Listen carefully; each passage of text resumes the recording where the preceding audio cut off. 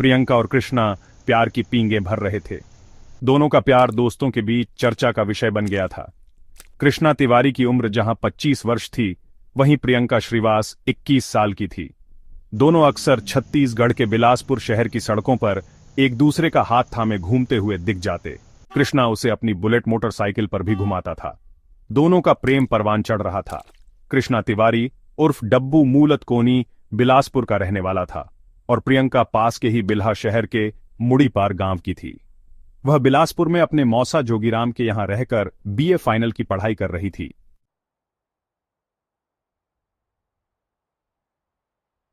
एक दिन कृष्णा ने शहर के विवेकानंद गार्डन में घूमते घूमते प्रियंका से कहा, कृष्णा, प्रियंका, आज मैं तुमसे एक बहुत खास बात कहने जा रहा हूं, जिसका शायद तुम्हें बहुत समय से इंतजार होगा। प्रियंका, क्या? कृष्णा, मैं तुमसे शादी करना चाहता हूं। मैं चाहता हूं कि हम दोनों शादी कर लें या फिर घर परिवार से कहीं दूर भाग चलें। प्रियंका, नहीं नहीं, मैं भागकर शादी नहीं कर सकती। वैसे भी अभी मैं पढ़ रही हूं। शादी होगी तो मेरे माता पिता की सहमति से ही होगी। कृष्णा, तब तो प्यार भी तुम्हें मम्मी पापा की आज्ञा लेकर करना चाहिए था। प्रियंका, देखो, प्यार और शादी में बहुत बड़ा फर्क है। तुम मुझे अच्छे लगे तो तुमसे दोस्ती हो गई और फिर प्यार हो गया। कृष्णा, अच्छा, ये तो बड़ी कृपा की आपने हुजूर। अब कुछ और कृपा बरसाओ, मेरी यह इच्छा भी पूरी करो। प्रियंका, देखो डब्बू, तुम मेरे पापा को नहीं जानते। वह बड़े ही गुस्से वाले हैं। मैं मां को तो मना लूंगी, मगर पापा के सामने तो बोल तक नहीं सकती। वो तो, अरे बाप रे। कृष्णा, प्रियंका, तुम कहो तो मैं पापा से बात करूं या फिर उनके पास अपने पापा को भेज दूं। मुझे यकीन है कि हमारे खानदान रुतबे को देखकर तुम्हारे पापा जरूर हां कह देंगे। बस तुम अड़ जाना। प्रियंका, देखो कृष्णा, हमारे घर के हालात, माहौल बिल्कुल अलग हैं। मैं किसी भी हाल में पापा से बहस या सामना नहीं कर सकती। तुम अपने पापा को भेज दो, हो सकता है बात बन जाए। कृष्णा, और अगर नहीं बनी तो? प्रियंका, नहीं बनी तो हमारे रास्ते अलग हो जाएंगे। इसमें मैं क्या कर सकती हूं?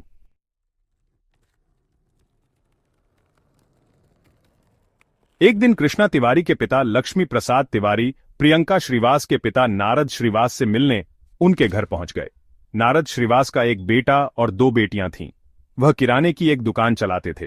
लक्ष्मी प्रसाद ने विनम्रतापूर्वक अपना परिचय देते हुए कहा, ले क्षमाय प्रासाडी भाई साहब, मैं आपसे मिलने बिलासपुर से आया हूं। आपसे कुछ महत्वपूर्ण बातचीत करना चाहता हूं। नारद श्रीवास ने उन्हें ससम्मान घर में बिठाया और खुद सामने बैठ गए। लक्ष्मी प्रसाद तिवारी हाथ जोड़कर बोले, लक्ष्मी प्रसाद, मैं आपके यहां आपकी बड़ी बेटी प्रियंका का अपने बेटे कृष्णा के लिए हाथ मांगने आया हूं। यह सुनकर नारद श्रीवास आश्चर्यचकित होकर लक्ष्मी प्रसाद की ओर ताकते रह गए। उनके मुंह से बोल नहीं फूट रहे थे। तब लक्ष्मी प्रसाद बोले, लक्ष्मी प्रसादा भाई साहब, मेरे बेटे कृष्णा को आपकी बिटिया पसंद है। हालांकि हम लोग जाति से ब्राह्मण हैं, मगर बेटे की इच्छा को ध्यान में रखते हुए आपके पास चले आए। आशा है आप इनकार नहीं करेंगे। नारद, देखो तिवारी जी, आप मेरे घर आए हैं, ठीक है, मगर मैं अपनी बिटिया का हाथ किसी गैर जातीय लड़के को नहीं दे सकता। LAKHMI प्रास आडे। मगर भाई साहब, अब समय बदल गया है। मेरा आग्रह है कि आप घर में चर्चा कर लें। बच्चों की खुशी को देखते हुए अगर आप हां कर देंगे तो यह बड़ी अच्छी बात होगी। नारद, देखिए पंडित जी, मैं समाज के बाहर बिल्कुल नहीं जा सकता। फिर प्रियंका के लिए मेरे पास एक रिश्ता आ चुका है। वे लोग प्रियंका को पसंद कर चुके हैं। मैं हाथ जोड़ता हूं, आप जा सकते हैं। नारद श्रीवास ने विनम्रता से कहा तो लक्ष्मी प्रसाद तिवारी अपने घर लौट गए।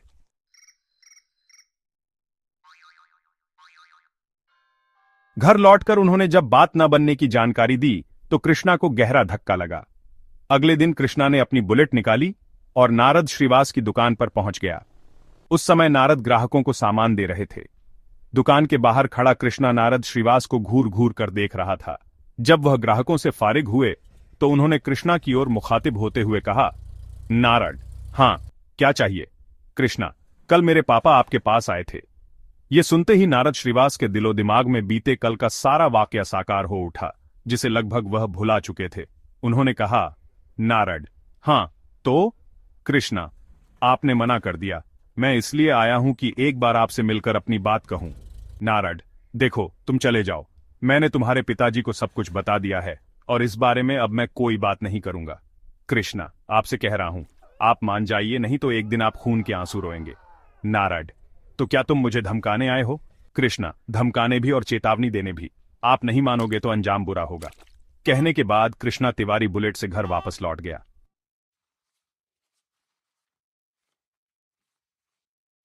नारद श्रीवास कृष्णा के तेवर देखकर अवाक रह गए। उन्होंने सोचा कि यह लड़का एक नंबर का बदमाश जान पड़ता है। मैंने अच्छा किया कि इसके पिता की बात नहीं मानी।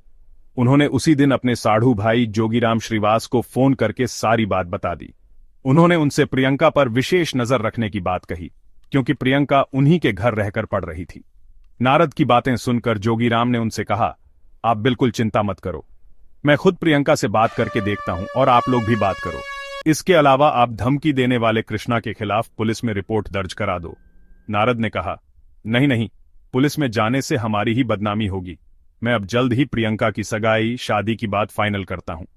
21 अगस्त 2019 को डब्बू उर्फ कृष्णा ने प्रियंका को सुबह सुबह लवली मॉर्निंग का व्हाट्सएप मैसेज भेजा और लिखा, प्रियंका हो सके तो मुझसे मिलो, कुछ जरूरी बातें करनी है। जाने क्यों रात भर तुम्हारी याद आती रही, इस वजह से मुझे नींद भी नहीं आ सकी। प्रियंका ने मैसेज का प्रत्युत्तर हमेशा की तरह दिया, ठीक है, ओके। प्रियंका रोजाना की तरह उस दिन भी तैयार होकर कॉलेज के लिए निकलने लगी तो मौसा और मौसी ने उसे बताया कि वह घर परिवार की मर्यादा को ध्यान में रखे।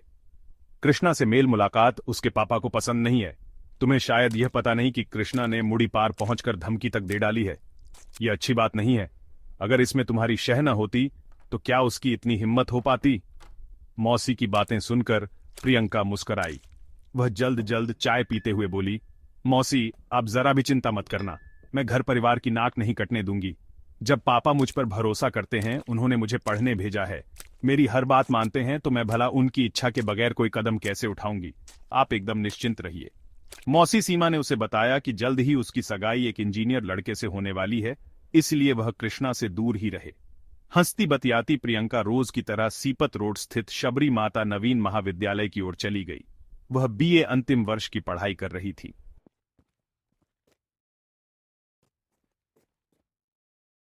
कॉलेज में पढ़ाई के बाद प्रियंका क्लास से बाहर आई तो कृष्णा का फोन आ गया। दोनों में बातचीत हुई तो प्रियंका ने कहा, मैं कॉलेज से निकल रही हूं और थोड़ी देर में तुम्हारे पास पहुंच जाऊंगी। प्रियंका राजस्व कॉलोनी स्थित कृष्णा के किराए के मकान में जाती रहती थी। वह मकान बॉयज हॉस्टल जैसा था। कृष्णा और प्रियंका वहां बैठकर अपने दुख दर्द बांटा करते थे। प्रियंका ने उससे वहां पहुंचने की बात कही तो कृष्णा खुश हो गया। काफी समय बाद भी प्रियंका कृष्णा के कमरे पर नहीं पहुंची तो वह परेशान हो गया। वह झल्लाकर कमरे से निकला और प्रियंका को फोन किया। प्रियंका ने उसे बताया कि वह अपनी फ्रेंड के साथ है और उसके पास पहुंचने में कुछ समय लगेगा। कृष्णा उससे मिलने के लिए उतावला था। काफी देर बाद भी जब वह नहीं पहुंची तो उसने प्रियंका को फिर फोन किया। प्रियंका बोली, आ रही हूं यार, मैं अशोकनगर पहुंच चुकी हूं। इस पर कृष्णा ने झल्लाकर कहा, मैं वहीं आ रहा हूं, तुम रुको, मैं पास में ही हूं। कृष्णा थोड़ी ही देर में अशोकनगर जा पहुंचा। प्रियंका वहां दो सहेलियों के साथ खड़ी थी। प्रियंका की बातों से कृष्णा को लगा कि आज उसका रंग कुछ बदला बदला सा है, मगर उसने धैर्य से काम लिया। प्रियंका को देख वह स्वाभाविक रूप से मुस्कुराते हुए बोला, प्रियंका तुम मुझे मार डालोगी क्या? तुमसे मिलने के लिए सुबह से बेताब हूं और तुम कह रही हो कि आ रही हूं। आ रही हूं, प्रियंका ने कहा। तो क्या कॉलेज भी ना जाऊं? पढ़ाई छोड़ दूं जिसके लिए मैं गांव से यहां आई हूं? कृष्णा ने कहा, मैं ऐसा कहां कह रहा हूं, मगर कॉलेज से सीधे आना था। 2 घंटे हो गए तुम्हारा इंतजार करते हुए। कम से कम मेरी हालत पर तो तरस खाना चाहिए तुम्हें, प्रियंका ने गुस्से में कहा। और तुम्हें मेरे घर जाकर हंगामा करना चाहिए। पापा से क्या कहा है तुमने?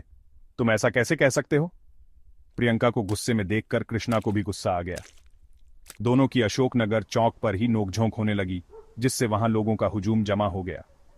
तभी एक स्थानीय नेता प्रशांत तिवारी, जो कृष्णा और प्रियंका से वाकिफ थे, वहां पहुंचे और उन्होंने दोनों को समझा बुझाकर शांत कराया।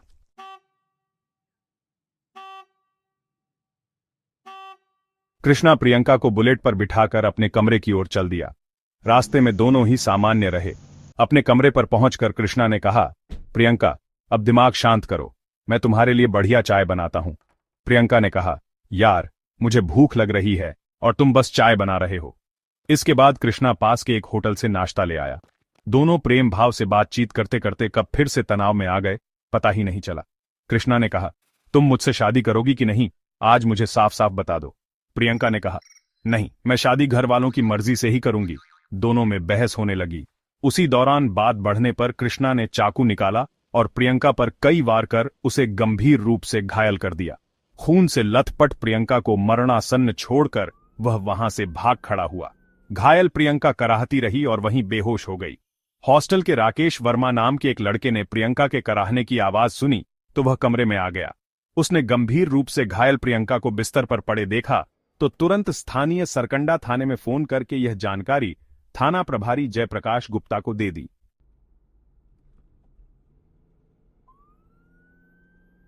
जानकारी मिलते ही थाना प्रभारी जयप्रकाश गुप्ता कुछ पुलिसकर्मियों को साथ लेकर राजस्व कॉलोनी के हॉस्टल पहुंच गए। उन्होंने कमरे के बिस्तर पर खून से लथपथ एक युवती देखी जिसकी मौत हो चुकी थी। थाना प्रभारी ने यह जानकारी अपने उच्चाधिकारियों को भी दे दी। एडिशनल एसपी ओपी शर्मा एवं एसपी सिटी विश्वदीपक त्रिपाठी भी मौके पर पहुंच गए। दोनों पुलिस अधिकारियों ने मौका मुआयना करने के बाद उसकी लाश पोस्टमार्टम के लिए भेजने के आदेश दिए। अधिकारियों के जाने के बाद थाना प्रभारी ने प्रियंका की लाश पोस्टमार्टम के लिए भेज दी। हॉस्टल के लड़कों से पता चला कि जिस कमरे में प्रियंका की हत्या हुई थी वह कृष्णा का है। प्रियंका के फोन से पुलिस को उसकी मौसी व पिता के फोन नंबर मिल गए थे, लिहाजा पुलिस ने फोन करके उन्हें अस्पताल में बुला लिया। प्रियंका के मौसा मौसी और माता पिता ने अस्पताल पहुंचकर लाश की शिनाख्त प्रियंका के रूप में कर दी। उन्होंने हत्या का आरोप बिलासपुर निवासी कृष्णा उर्फ डब्बू पर लगाया। पुलिस ने कृष्णा के खिलाफ हत्या की रिपोर्ट दर्ज कर उसकी खोजबीन शुरू कर दी। उसका mobile phone switched on off था। पुलिस को पता चला कि वह रायपुर से नागपुर भाग गया है। थाना प्रभारी जयप्रकाश गुप्ता व महिला एसआई गायत्री सिंह की टीम आरोपी को संभावित स्थानों पर तलाशने लगी। पुलिस ने कृष्णा के फोटो नजदीकी जिलों के सभी थानों में भी भेज दिए थे। सरकंडा से करीब 25 किलोमीटर दूर स्थित मुंगेली जिले के थाना सरगाम के एक सिपाही को 23 अगस्त 2019 को कृष्णा तिवारी सरगाम चौक पर दिख गया। उस सिपाही का गांव आरोपी कृष्णा तिवारी के गांव के नजदीक ही था, इसलिए सिपाही को यह जानकारी थी कि कृष्णा मर्डर का आरोपी है और पुलिस से छिपा घूम रहा है। लिहाजा वह सिपाही कृष्णा तिवारी को हिरासत में लेकर थाना सरगाम ले आया। सरगाम पुलिस ने कृष्णा तिवारी को गिरफ्तार करने की जानकारी सरकंडा के थाना प्रभारी जयप्रकाश गुप्ता को दे दी। उसी शाम सरकंडा थाना प्रभारी कृष्णा तिवारी को सरगाम से सरकंडा ले आए। उससे पूछताछ की गई तो उसने प्रियंका की हत्या करने का अपराध स्वीकार कर लिया। उसकी निशानदेही पर पुलिस ने घटनास्थल से एक चाकू भी बरामद किया जो 3 टुकड़ों में था। कृष्णा ने बताया कि हत्या करने के बाद वह बुलेट से सीधा रेलवे स्टेशन की तरफ गया। उस समय उसके कपड़ों पर खून के धब्बे लगे थे। उसके पास पैसे भी नहीं थे। स्टेशन के पास अनुराग मानिकपुरी नाम के दोस्त से उसने 500 रुपए उधार लिए और रायपुर की तरफ निकल गया। कृष्णा तिवारी उर्फ दब्बू से पूछताछ कर पुलिस ने उसे 24 अगस्त 2019 को मुख्य न्यायिक दंडाधिकारी बिलासपुर के समक्ष पेश किया, जहां से उसे जेल भेज दिया गया।